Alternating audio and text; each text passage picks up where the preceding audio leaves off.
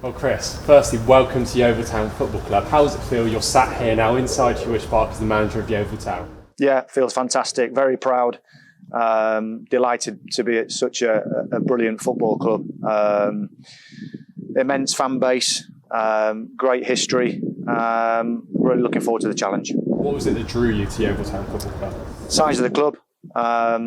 It's a huge football club. The amount of times I've been at this club as a player or with different football clubs in different capacities, I've always been impressed by the sort of loyalty and passion of the fans. I know a lot of friends and colleagues that have worked for the club as players or coaches, and they've only got good things to say. So obviously I had a good conversation with Scott, and I'm delighted to be in the role. You've had a day or so to adjust to your surroundings. What have you made of the place so far? Welcoming staff. I'm not just saying that 'cause you're here, Sam, but staff that want the best for the football club. And, it sounds obvious, but, people have been working at this club a long time and they've seen the good, the bad and the ugly, and they just want it to be successful. So I think I see people wanting to pull in the right direction.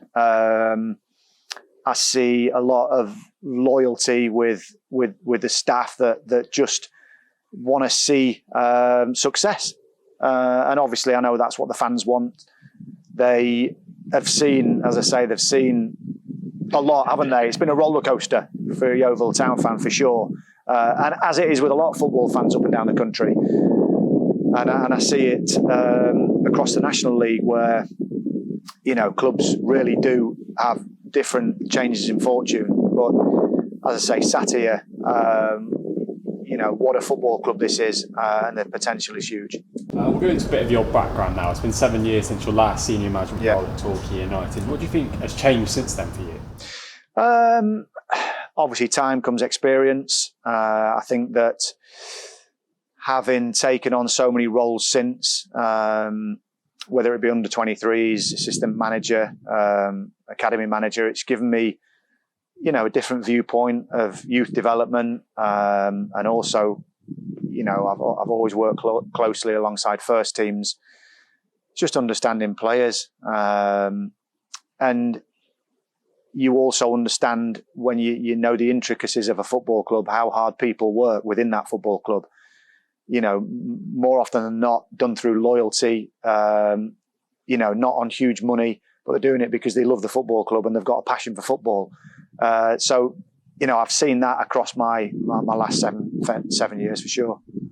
Your coaching pedigree speaks for itself. You're UEFA Pro licence holder. You work with Ollie Watkins and Matt Grimes at Exeter, Harry Cornick and Jayden Stockley at AFC Bournemouth, Alfie Kilgore and Luca Hall, reached their first team at Bristol Rovers. How important is first team development to you? Yeah, vital. It really is. I mean, I've said to the players that want to stay at the football club that, I want to try and make you better. I want to try and improve you, as all coaches and managers do, because that's what we enjoy. We want to see players develop and go and play as high as they can, and it can happen.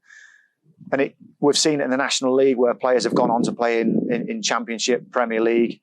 So that's something that's very important to me. Obviously, these lads have got to produce for the football club, but we hope we can help them along their footballing journey wherever they end up. Something to say is important to us. So recently you sold 2 players to Villa for fees as well. How important is that with players of all ages? Well, it is. We need a pathway here, don't we? And there's nothing more satisfying for a fan than seeing your own players come through. It's a big plus for a football club. So that's something that we need to look at and develop.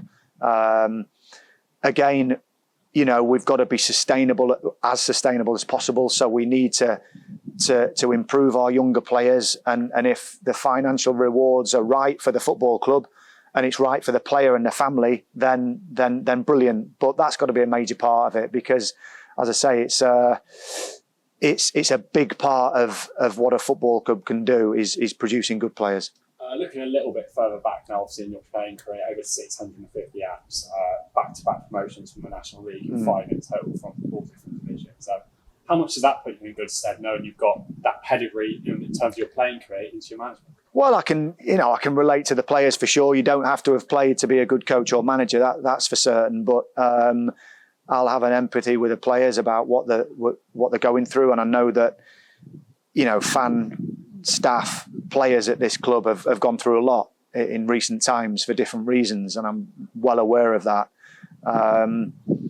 So this is, I suppose, a period where we all need to galvanise and get a team spirit together and carry on the work that's been done.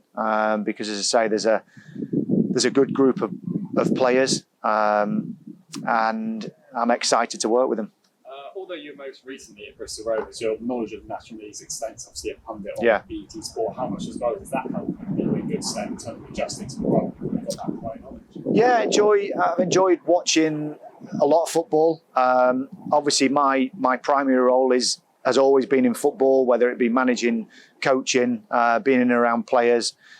The BT's been excellent because it's a good team of people, and essentially you're seeing all of the teams in the National League. And it's been fantastic, seeing how teams have developed and how clubs have developed, and the ambition within a lot of teams in that league is huge, as we've all sort of seen, haven't we, with the attendances and the budgets. It's rivaling top-end League 2 and League 1 clubs. So it's highly competitive, I know that much, having worked with BT. And as a player and getting promotions from the league, I know what our teams were like to do that. So, can we replicate that? There are some things I'd hope to get some similarities, but the task is a challenge, 100%. I know that, everyone knows that. But what a good challenge it is. This is a challenge to be at a fantastic club with good people, with a heck of a support. So if you are going to take a challenge on, take one like that. We briefly mentioned it before, obviously most recently at Bristol Rovers. Yeah. You've held a variety of roles in the football department, chief scout, assistant manager, various roles in the youth centre too. How much does that put you in a great stead, having an understanding of pretty much every facet of the football department? Yeah, as I mentioned, I know how hard people work at a club, and I know what the club means to that community, to the town, to the city, to the area. It means everything. And I've said this many times, you can be a Man United supporter and you think that Man United's the biggest club in the world, and it is a massive club. But the biggest club here is Yeovil Town. And that's what we need to focus on, and that's what it means to the community. So I'm well aware of the responsibilities, and I take that on board. And I want to make a team that the fans can be proud of, and make sure that all the lads that pull that shirt on are coming to the area for the right reasons and are stepping onto the pitch and giving it their absolute maximum. I think that's a non-negotiable. So yeah, it's an exciting challenge for sure, but it's something I'm relishing. Since arriving at the club, then, what have been your top priorities? Talking to the players, asking the players their thoughts, reviewing the squad, working out who wants to stay and who wants to go, and who I want to stay, and who might need a challenge elsewhere. So that squad overview is obviously vital. It's going to be competitive to challenge the other teams to get the players that are out there, because we're working on a certain budget, and that's fine. The draw for Yeovil Town is the size of the football club, and that's what I'll be saying to potential signings. This is a massive fan base. You've got a great history. You've got a huge club in the league. So this is why you should come here. Other clubs have got significant budgets. Can't do anything about that. What we can do is say, look, this is a very proud and historic football club, and to play for it, you've got to come in and absolutely want to play for it. So that's my remit to any player coming in. You mentioned it there, like say new signings will obviously be in the pipeline. Those conversations already being had? They are, yeah, they've been happening. Well, put it this way, the phone's hot. The phone's, I haven't spoken to my wife a lot in the last, week or so. But this is the job of a football manager, and this is the same for managers and coaches up and down the country. So we've got to now attract the right type of player to the football club and make sure that those here want to stay. So it's a busy time, and it's an enjoyable time to see and talk to the fans, to get to know the staff better, and to get the right people in at the club. And so you talked about that existing squad there. You speak to them about contracts as well? I am. Yeah. There's an inevitability about some contracts and scenarios because we can only go to a certain point with players. We can tell them we value them. We can tell them that we like them and the fans like them, and we think they can affect it on the pitch, which is the main thing. But we can only go to a certain level. Now, if clubs come in and blow us out of the water, and there's nothing we can do. So we've got to do our own business for our own football club, and that's for me to try to look to do that, and that's what I will be doing. So these conversations will happen over the period of the next couple of weeks, and then obviously into pre-season. All the deals won't be done super quickly because as a footballer, you want to get to the end of the season. I've been there. You want to have a relax, and then you want to see who wants you, who comes in for you, and you want to keep your options open. So we've spoken to, well, I've spoken to, or will have done by the end of the day, every player at the club, just to see where they're at first, how much they want to be here, which is really important, and then we look to build a squad to be competitive next season. When it comes to your coaching staff now, can we expect any additions in the pipeline soon? Yeah, we can. I'm speaking to a couple of coaches. Not announcing them yet. That'll be done in the next couple of days.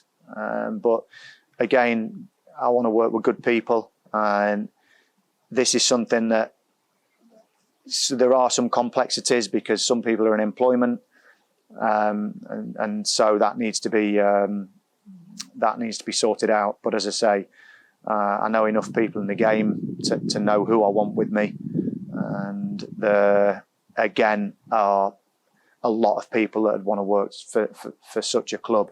So these discussions will be happening over the next sort of couple of days. Looking out on that pitch now, what can fans expect from a Chris Hargreaves team? Well, I hope they can expect an absolute maximum effort output. I hope they can expect to see us playing attacking football. I want the fans to know that the players are giving everything and are honest, and they've got the integrity for the badge. That's important to me. And I want them to know that we're trying to develop these lads. We're trying to give them every single tool to try and go on and have a successful career.